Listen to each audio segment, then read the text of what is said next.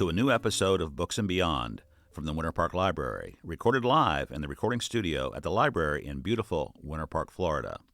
In Books and Beyond, we have conversations with writers, musicians, artists, presenters, and other contributors. Most of our guests have appeared live at the Winter Park Library or will be presenting soon. We hope you'll subscribe to the Books and Beyond podcast and that you'll stay up to date with library goings-on at winterparklibrary.org/events. That's winterparklibrary.org/events.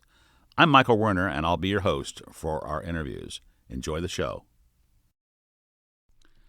Hello out there, library patrons, readers, and other smart people. Michael Werner here, and today we're sharing a slightly different kind of a podcast. We don't have any guests in the studio. Rather, we recorded a Q&A session with the directors of an incredible orchestra called the Me Too Orchestra, and they produced a documentary called Orchestrating Change, and we screened it here in the library's incredible theater a couple of weeks ago. And like I said, and after that we had a really nice discussion with the orchestra's leaders. Orchestrating Change tells the inspiring story of the only orchestra in the world that's created by and for people living with mental illness and those who support them. The mission of the Me Too Orchestra is to erase mental health stigma one concert at a time. This documentary is a wonderful testament to music and its ability to bring people from any background together. After the film's screening, we spoke with Ronald Braunstein, the orchestra's musical director, and Carolyn Whiddon, the orchestra's executive director. I strongly encourage you to find the film at your local library or via the orchestra's website. Here, we do at the Winter Park Library have a copy of that DVD in case you want to check it out if you're local. And if you want to get it from the orchestra directly, you can go to orchestratingchangethefilm.com. orchestratingchangethefilm.com. So what follows is our conversation after the screening of the Orchestrating Change film with Ronald and Caroline. Enjoy the discussion. Okay, yeah, I'm Michael Werner with the Winter Park Library. Loved that documentary. It's just emotional and it was just an incredible story, or stories, lots of stories. We have some questions for you if you don't mind. And then we have maybe we'll open it up to the audience to see if they have any other questions. I did want to let you know, I don't know if the library had told you, we're going to use part of this material, especially the Q&A part, in a podcast. We have a podcast here at the library called Books and Beyond, if that's okay with you. Okay. Wow. By the way, I love seeing the Vermont, some of the Vermont things in a prior. Obviously, we're in Florida, Winter Park, Florida. I had a prior life in part-time life in Vermont, so it was nice to see that. Okay. Well, everybody in the audience here, they know Ronald and Caroline from the documentary that we just saw. But let's ask some questions here. Ronald, first. We've seen the film, obviously. Could you describe for us a little bit about your background and the career path that brought you to this point, to the Me Too Orchestra? What were you really doing before this? Well, let's see. Well, you know from the film that as a child, my dad always took me to Pittsburgh Symphony, and there was one part in the Beethoven Symphony No. 9. It was the life-changing experience for me, and I decided at that point I wanted to be a musician. You heard all about that. Yeah. So I went away to a special boarding school for music, where I studied violin and composition, and I wrote a piece called Ophelia the Fusion in Hamlet, and that piece, it won the Broadcast Music Incorporated Award, which was kind of a big deal at the time, at 18. And it got me into Juilliard, and I studied composition, and I later switched to the conducting program. And then after graduating, I went to Berlin to participate in the largest, most prestigious conducting competition in the world. It was judged by 15 of the top recording executives, and then also Maestro von Karajan. It was kind of a long event. It was 5 days. Wow. And in the end, I won the gold medal in that out of a large field of applicants. So after I won that, it propelled me into an international conducting career almost overnight. So I was 24 23, 24 years old, and I was conducting over, all over the world. Everything was going great until mental illness came into my life. So then, for the next 30 years, I kind of rode the bipolar roller coaster as best I could. But my winning streaks, they were constantly derailed by my illness. Finally, when I was 55 years old, I got fired from a job for basically for being eccentric. And yes, I was eccentric, but everyone was good with it. Is that a mental illness diagnosis, eccentric? Yeah. I'm just kidding, yeah. Once they found out that it was an actual illness and it was called bipolar disorder, it was their fear of the name bipolar disorder, not by anything that caused them to fire me. So I just didn't want to go back into the traditional music world where I could be discriminated against. So I decided to make an orchestra of my own with people who were like me, who could understand what it's like to live with a mental illness. Well, thank you very much.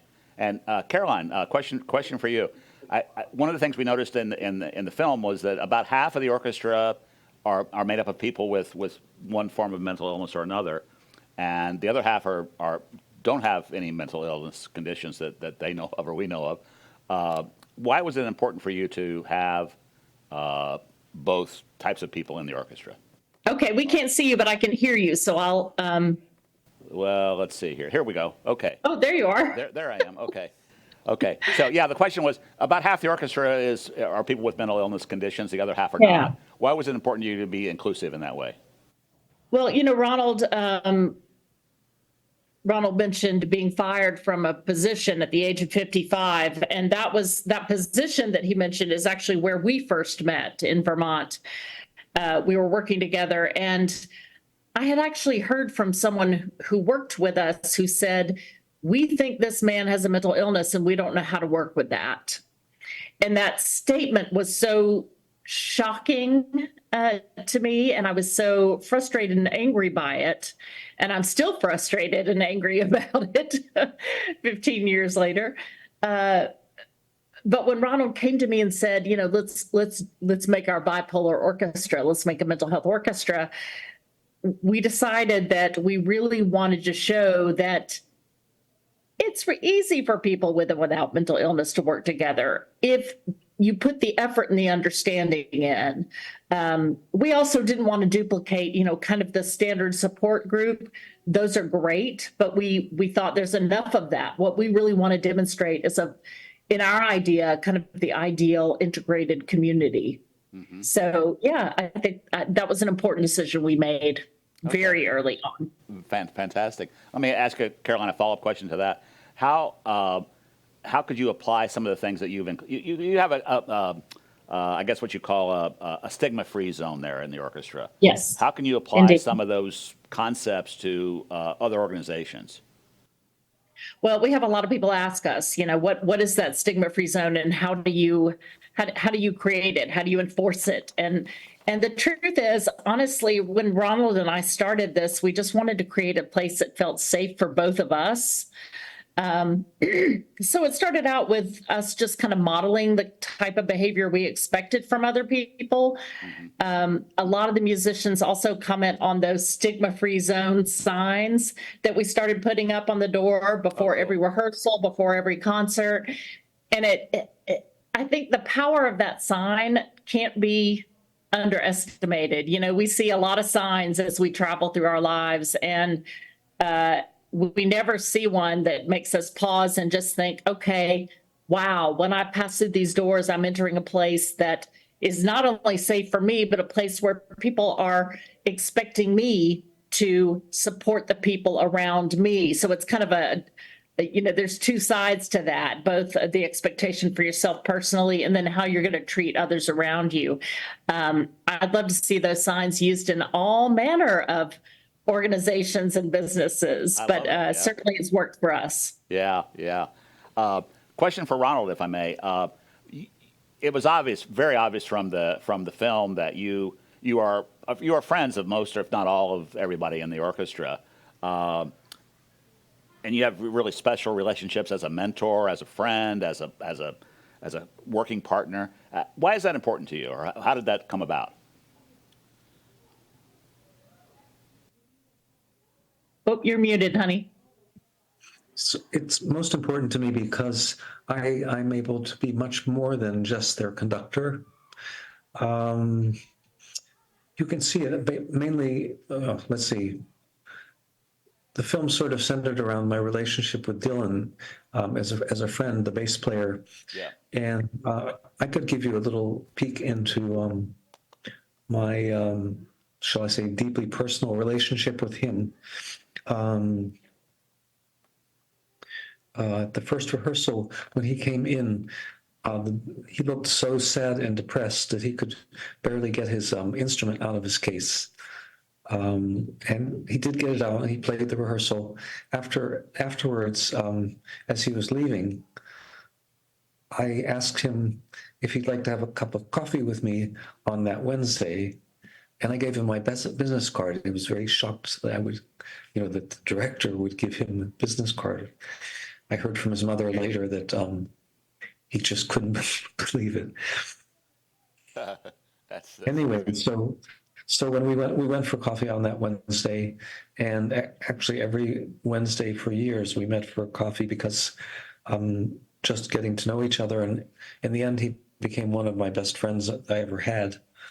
So until late one evening, I got a call about him having an episode and having a run-in with the law.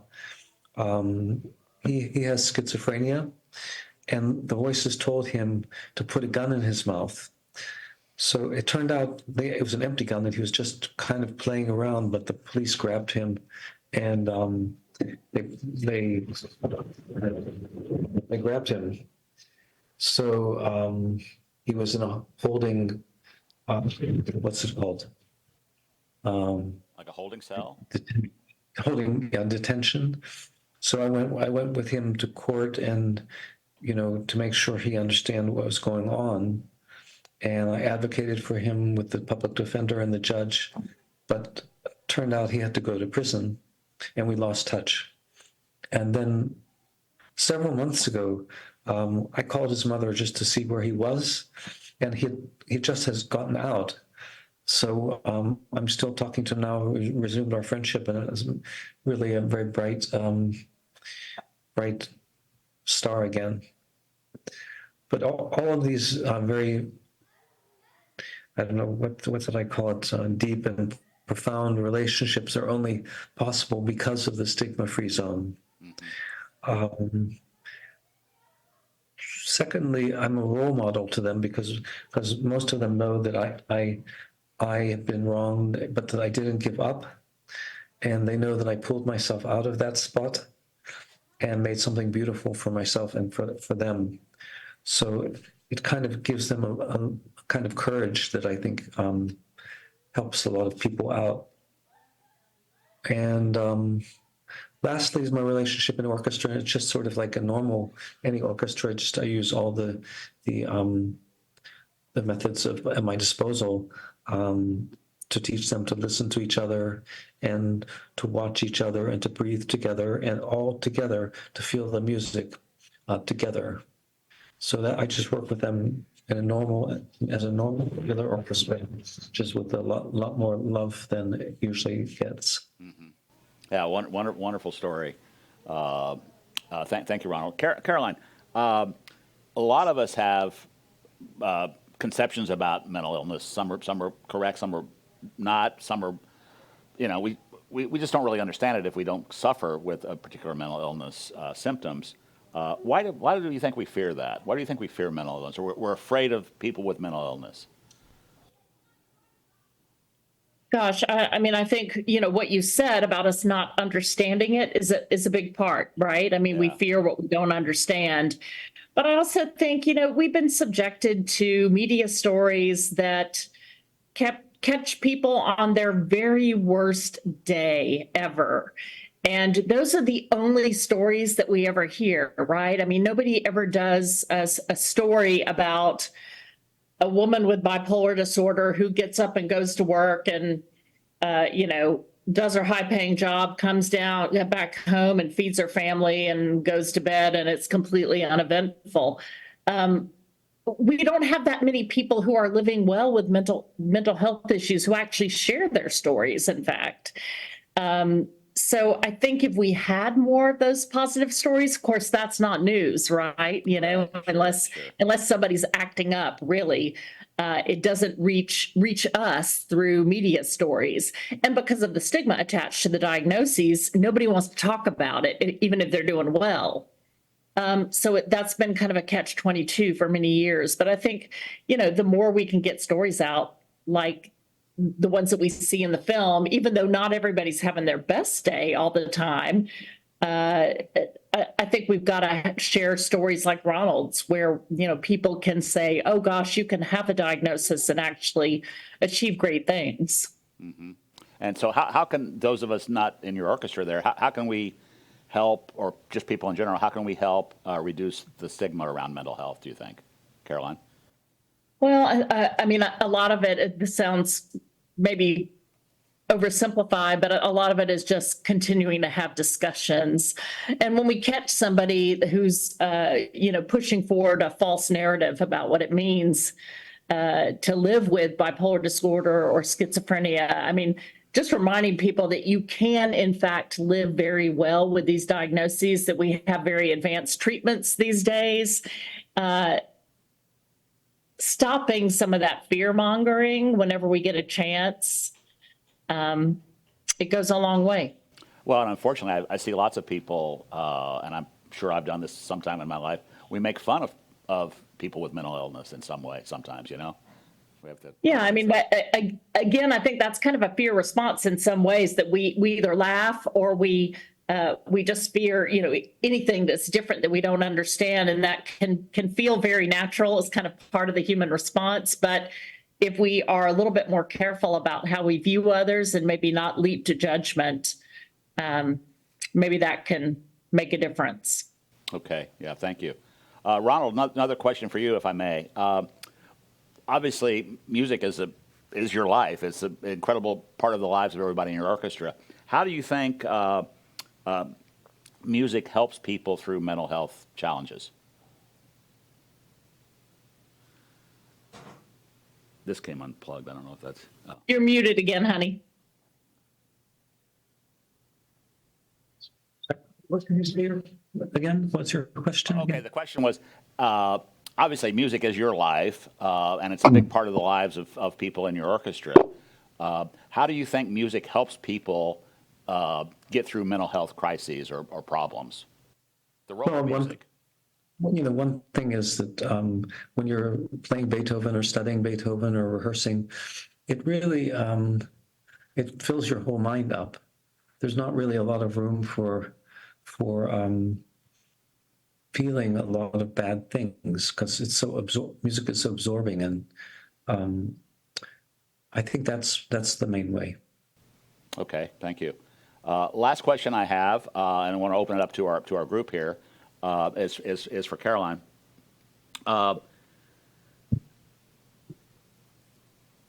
You've made a case in the film and in our discussion here about living with mental illness and still having a good, productive life. Is what's the key message that you hope people will come away with that? I mean, it's kind of like, hey, go play music and you're going to feel good. I mean, what do you think the answer is to that? Yeah, it's definitely not that simple. Right. Would that it was. I mean, that would be great, right? Yeah. We just got back from a trip to Reno. We were in Reno, Nevada a few days ago with the filmmakers. Okay. Margie Friedman and Barbara Moulter-Wellen, and we were doing a panel there. And when you asked that question, it reminds me that, Margie was saying how one of the things she learned in creating this film was that all of these mental illnesses, that, the symptoms are cyclical. And it was something really that I hadn't thought about a lot until I met Ronald and met some of the musicians in the orchestra. But I think a lot of people feel like, oh gosh, you get a diagnosis and you're just sick for life.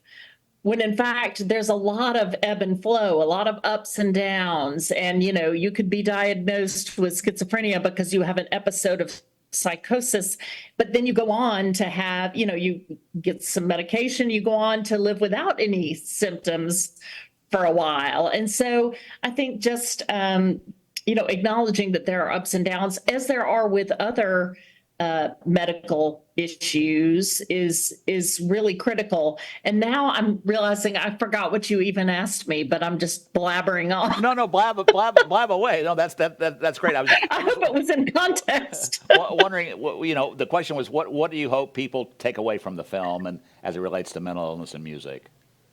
Yeah, I mean, I think, it's certainly that mental illness is complicated, but that people can do great things, even with a diagnosis of, quote unquote, the serious mental illnesses. And that, especially if you really pay attention to Ronald's story, I think, we don't talk a lot about in the film. We don't talk about, medication and therapy and all those things that are necessary. But what we do focus on is community. And I think that's probably not talked about enough with mental health. For Ronald, I feel like, that's been the key link. Like everybody pretty much can gain access to, hopefully some level of therapy and medication. But if you don't have a supportive community around you, it's not going to be enough. And in Ronald's case, he had to basically build his own.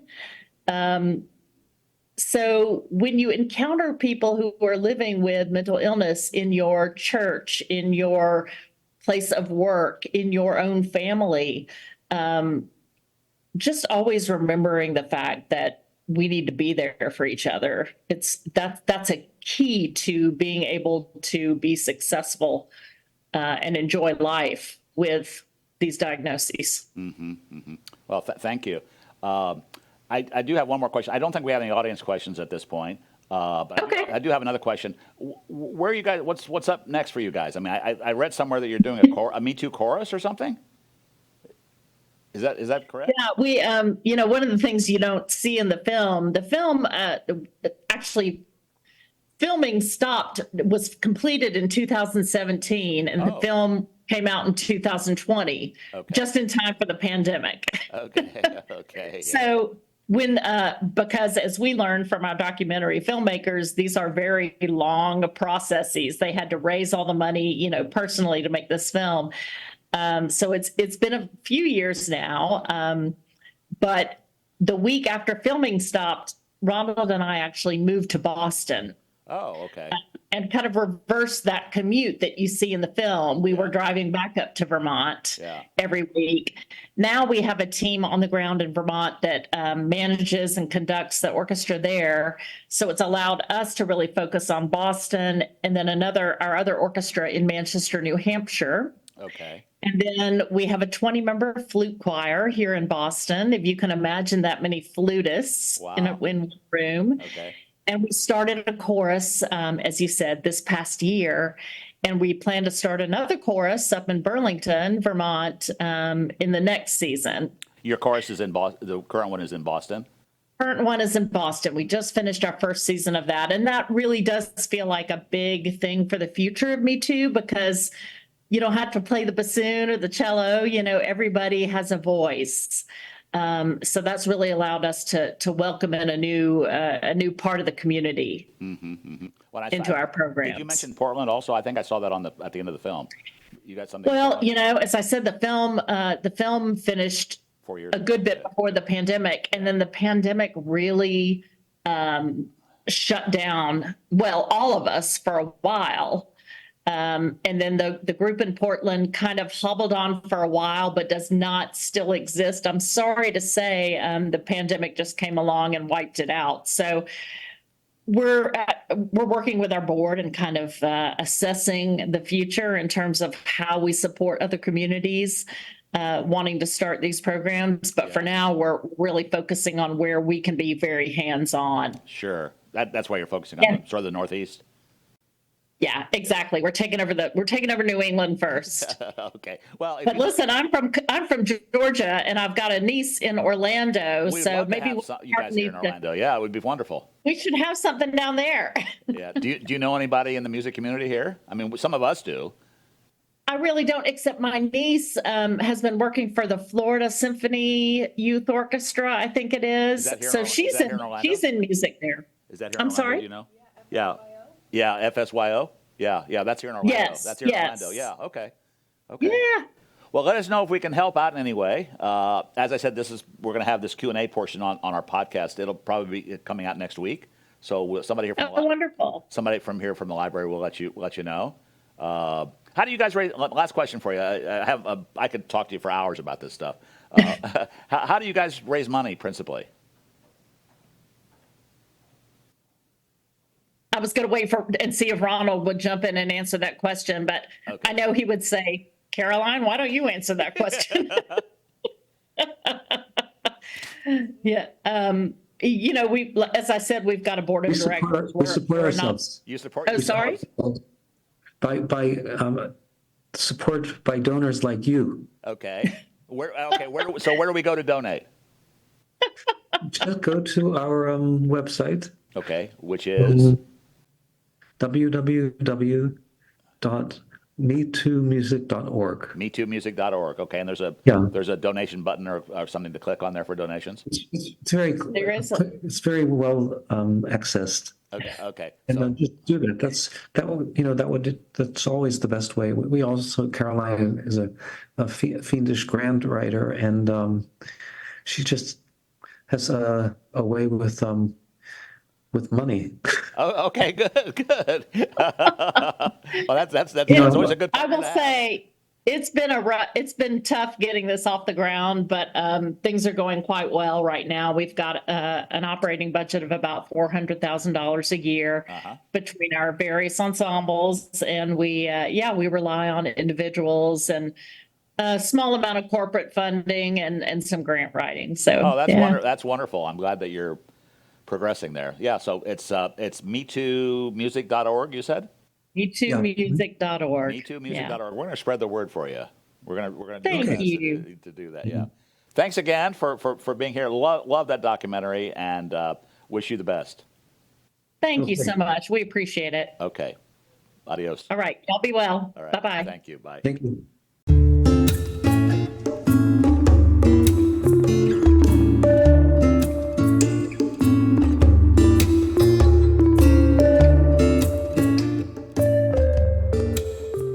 Thanks for joining us for another episode of Books and Beyond from the Winter Park Library. This podcast would not be possible without the generous help and support from the library staff, and especially from Jeremy Zorn. Jeremy's official title is Public Services Librarian, but he does many things here at the library, including producing this podcast. We can't do this without you, Jeremy. Our theme music is from the song Don't Go by Bovine Joe and the Buffalo Herd. That's Herd spelled Heard. We hope you'll let your friends and others know about this podcast and that you'll come by the library for one of our offerings, which you can find at winterparklibrary.org/events. That's winterparklibrary.org/events. If you have questions or suggestions for the podcast or just want to talk about Books and Beyond, please send an email to podcast@winterparklibrary.org. That's an email to podcast@winterparklibrary.org. Remember that the Winter Park Library promotes the free and open exchange of ideas and does not attempt to control or take responsibility for any opinions that may be expressed in this podcast. Opinions expressed in this podcast do not constitute or imply an endorsement or a reflection of the library's policies or beliefs. This is Michael Werner, wishing you well until our next episode of Books and Beyond.